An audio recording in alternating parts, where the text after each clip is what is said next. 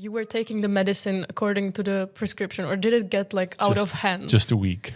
Okay, Yeah, just after a week. I started doing my own routine. Mm-hmm. So yeah, I nearly died. My parents were like really discussing my funeral at the second Christmas day. Welkom bij Living Library, de podcast. In de Living Library lees je geen boeken, maar mensen. Interessante mensen die je in het dagelijks leven niet zo snel spreekt. Klopt wat we op basis van de buitenkant denken over iemand wel met de werkelijkheid? Ook dit seizoen 6 levende boeken. Eetbuisstoornis, ex-TBS'er, slechtziend, verslaafd geweest, kindervrije man en model met beperking. Ze zitten klaar voor een gesprek. This episode is in English. Today's living book title, Former Addict. I am a bit nervous to be on the podcast. I was really excited, and also that you were willing to do it in English. So, yeah. Yeah, for me it's exciting as well. I've never really talked about addiction in English. Mm-hmm. So it's like a new thing, a little bit. It is indeed, yeah. Yeah, like personal relevance would be like my grandma was an alcoholic and she died because of it. So it's a little bit also personally relevant, but I'm also, really curious about your story.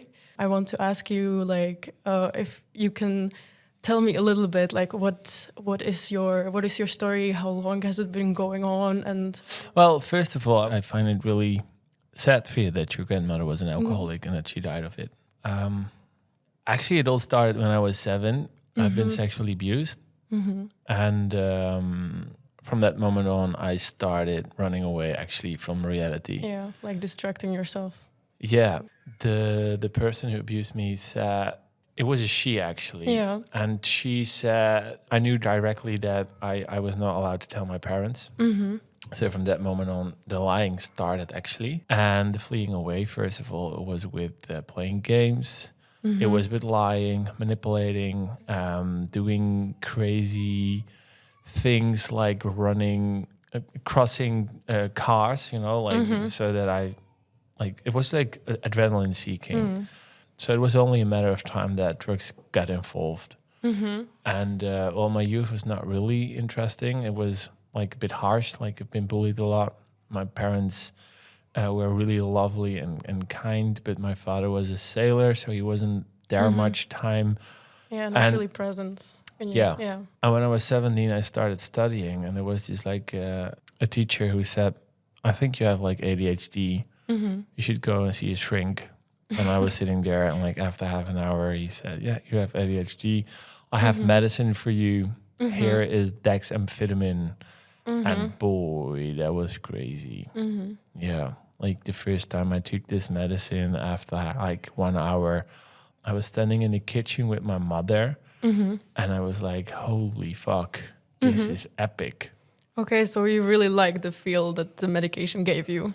Yeah. Mm-hmm. And it was like the first big red flag, actually. But I didn't know what red flags were. Mm-hmm. But it made me confident. It made me, like, all the problems I had with my ADHD just vanished. Mm-hmm. It was like completely quiet in my brain. Mm. My body was really relaxed. I was able to make contact with people. I was really able to keep in contact with people. I was playing hockey and I was instantly really good. We were students, so we were drinking a lot, like chasing for girls, chasing for party, and everything was so epic. So you felt like you were living the best life when you were on these drugs, basically. Yeah. Like what I'm hearing is like you were taking the medicine according to the prescription, or did it get like out of hand? Just a week. Okay, yeah, just after a week. I started doing my own routine. So you were like taking the same medicine, but more than was prescribed, or what was going on? Yeah, it was only a matter of time that I was taking like 15 a day. Yeah. And I said, well, it's stupid, but this dexamphetamine doesn't work anymore. Mm-hmm. And then there was this guy, he said, I have something that's way better. No. Yeah. This is speed. Crazy. And from that moment, I can imagine it also went sideways even more, or... Yeah, I needed to make a list in rehab with what my triggers are, and I came up with like, just being awake is a trigger. Yeah. And you went to rehab, and like, how long have you been there? I've been there for a month. How was that? Well, first rehab was just like a normal rehab facilitation, and it didn't work out because that facility was just like how to quit drugs. Everything was about drugs. Later on, I went to 12-step program facility, like the Minnesota 12-step, and that wasn't about drugs. It wasn't about quitting drugs. It was like how to learn to live, that drugs are not needed anymore for an escape. So I went to rehab like almost 1.5 years ago, and I started working on the 12 steps. Kept me clean for 9 months, and then I broke up with my girlfriend because I wanted to travel. And instead of buying a ticket, I went straight to my dealer, and 1 month later I nearly died. Oh no. Yeah, it was going mental, like from 1 gram a day.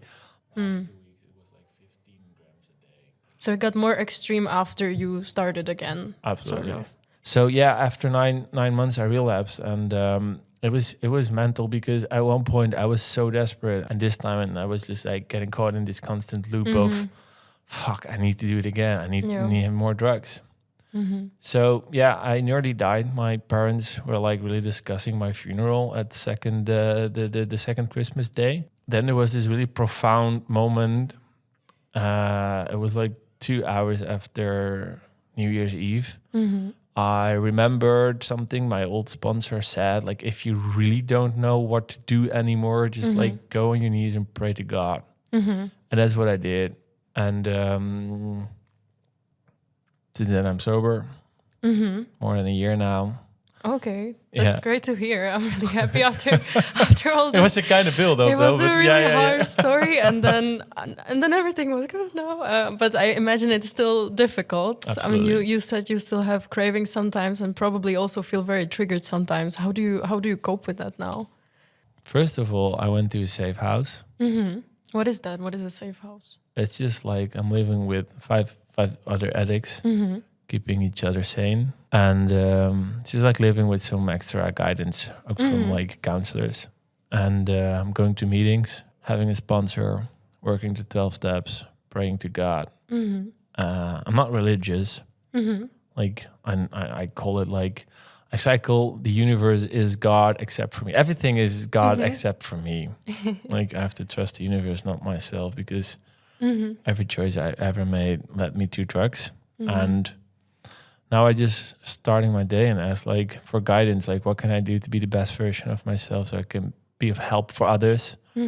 So if there are cravings, calling my sponsor, calling friends. Yeah, that sounds really nice because you're not focusing on like the problem, but you're focusing on the root. It sounds like you're focusing on actually replacing the void that you were trying to fill. Yeah, in a way that's basically what it's about. Like addiction is not accepting the reality and try to control your future.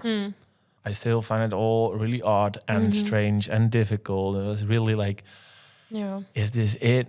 And then my father texted me that my uncle was in the hospital, and I was sober. I was able to go to the hospital and to be there and to be present with my father and to be present with my family. And I stayed there for 3 days. I'm happy to be sober because I can be present again. I can be there. That's so for nice that you could be there for your family and everything. Absolutely. Yeah, that's really powerful. Yeah, it's amazing, but it's also really to put things in perspective because like you're not an addict, but you have troubles in life as well. You know, it's not because I'm an addict and I have more troubles than you. I mean, I feel like your story is probably more difficult, like with the beginning and everything. You know, like I feel like I can't say that I wouldn't be an addict if that, you know, like if that happens to me, I really understand what led you to it. Yeah, but that's just the whole beginning. But you know, like you have a lot of things that can make you mad and that are difficult for you. Everyone has their problems, and I feel like the little bit of this tendency to like everyone sometimes just wants to not feel something, or just, as you say, be happy all the time or something. Like sometimes when you have to face some difficult emotions, I feel like even like a healthy person, let's say, can maybe recognize to a degree this need to distract yourself or to escape your life to a little bit, but not to a degree that you've experienced it, of course. And what's it that you don't want to feel?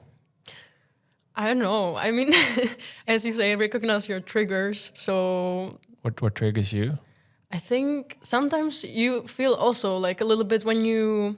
Sometimes you have these days when you don't maybe feel the purpose that much, or you feel like, oh, I don't know, I don't really feel that happy and I don't know what brings me joy.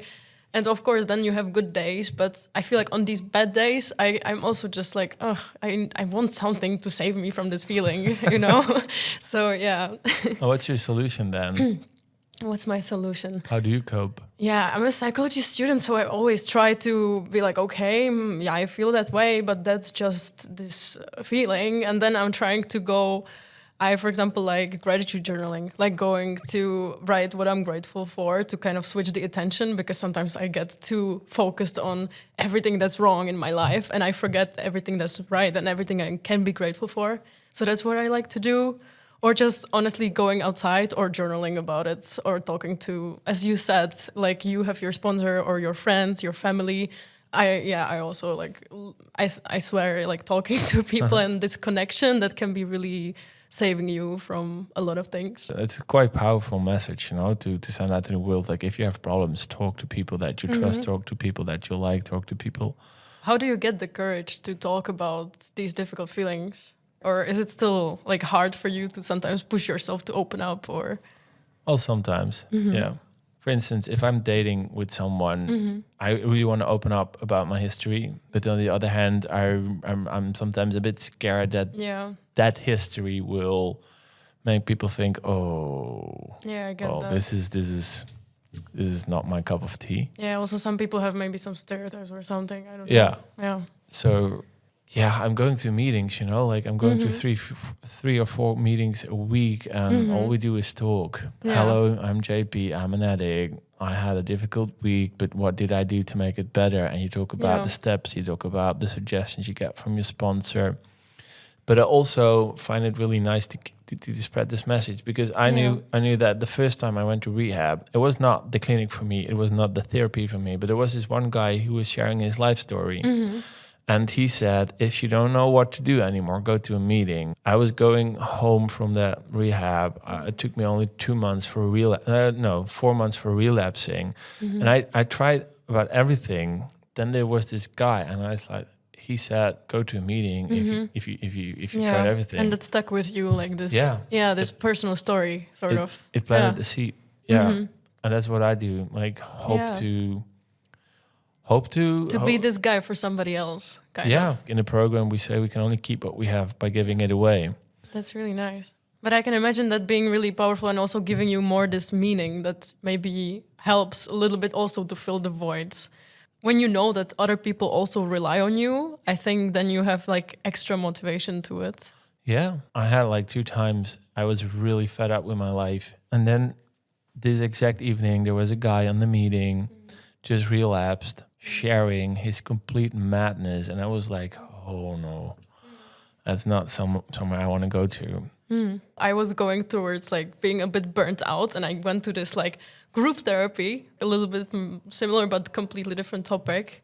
And I also saw people that really went down that path, you know, like really burnt out, really depressed. And that really influenced me in a way that I kind of also try to change my life.